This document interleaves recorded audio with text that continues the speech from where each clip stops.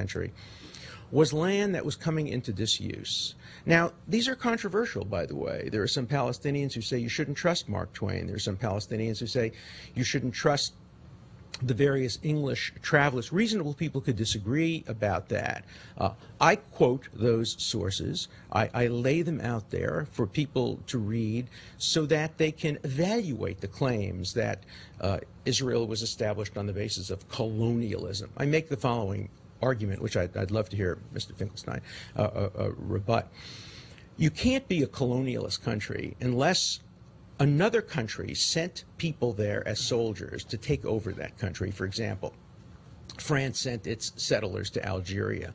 England sent its settlers to India. Dutch and other countries sent their settlers to parts of Africa with guns to take over.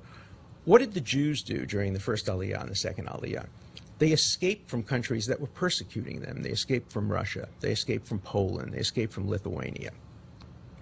They didn't come at the request of those countries. If you claim people were colonialists, you have to say on whose behalf they were working. The Jews who came there weren't working on behalf of Russia. They weren't working on behalf of Poland. They weren't Lithuania. They came as refugees, much like American Jews came as refugees to America. The ones who went to Palestine went with rakes and hoes to try to build land, to try to join collectively with the local population. They did, in fact, improve the land. As the result of work projects in Western Palestine, many Arabs from Eastern Palestine moved there. I cite statistics.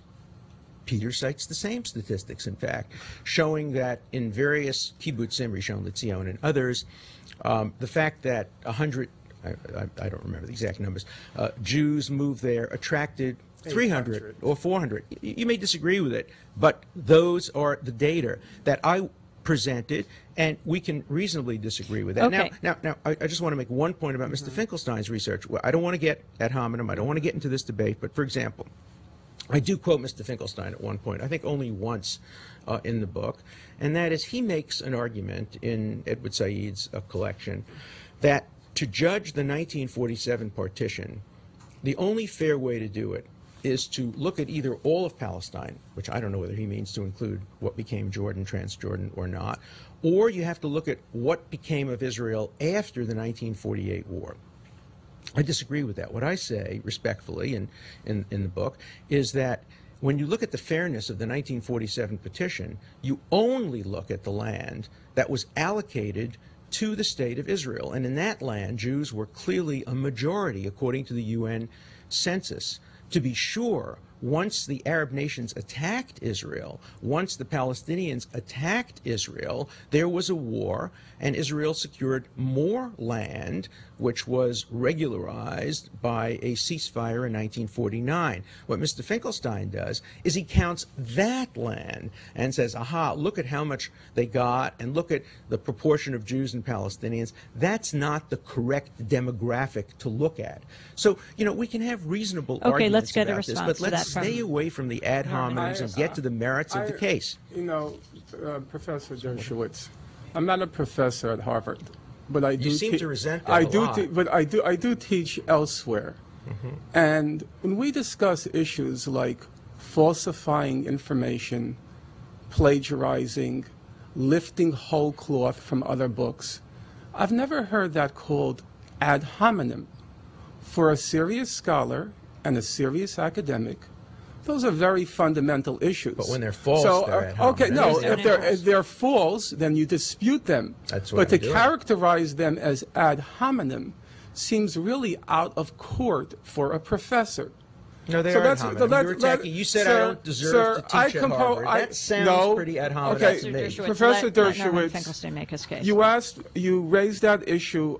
I'll try to address it, and then we're returning to the substantive issues of your book. First, tell me why I shouldn't be I'm teaching going at to Harvard. refer to that. Okay. On page 207 of your book, you say that to deliberately misinform, miseducate, and misdirect students is a particularly nasty form of educational malpractice. Of which I accuse Now, Noam Chomsky I of this, consider what you have done in the book to be a paradigmatic, a quintessential example of misinforming, miseducating, and misdirecting. So you go write, on. write an Allow article, me to finish. Write an article. Let him make his Allow point. me to finish, Mr. Dershowitz. I've been very respectful of your time. On page 213, you discussed the Holocaust fraud by Robert Faurisson. And you write, quote, there was no extensive historical research, referring to his book. That's right. Instead, there was the fraudulent manufacturing of false anti-history. That's right. And Chomsky wrote, as you know, an introduction to one Please of don't his bring books. in Mr. Chomsky. He can defend himself. We're talking about you and your book. It was the kind of deception, referring to Faurisson's book, now let me quote clearly, for which professors are rightly fired.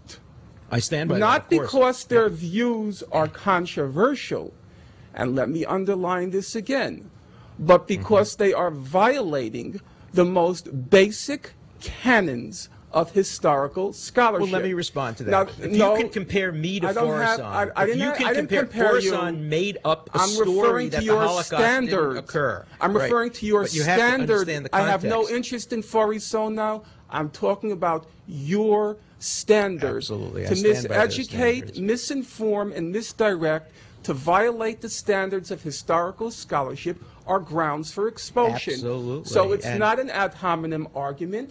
It's using your standard. No, it's an ad hominem argument. I'm going to In interrupt fact, here because I make an want ad to hominem get to argument some of about the. Faurisson, of I want to course. get to some of the main points Yeah, let's of try your to book. do that. That would be Also, very nice. we were intrigued on watching Scarborough Country when you debated Sam Husseini. The Right. offer that you made. Right. We want to just play it for a moment. Please. I'll tell you what, I will give $10,000 to the PLO in your name if you can find a historical fact in my book that you can prove to be false. I issue that challenge. I issue it to you. I issue it to the Palestinian Authority. I issue it to Noam Chomsky. I issue it to Edward Said. Every word in my book is accurate, and you can't just simply say it's false without documenting it. Tell me one thing in the book now that is false. Okay, let's go to the book, The Case for Israel. Can I just talk $10,000. about that for 1 second? Yes. And let me tell you what he came up with. This is really fascinating if you show the rest of the clip.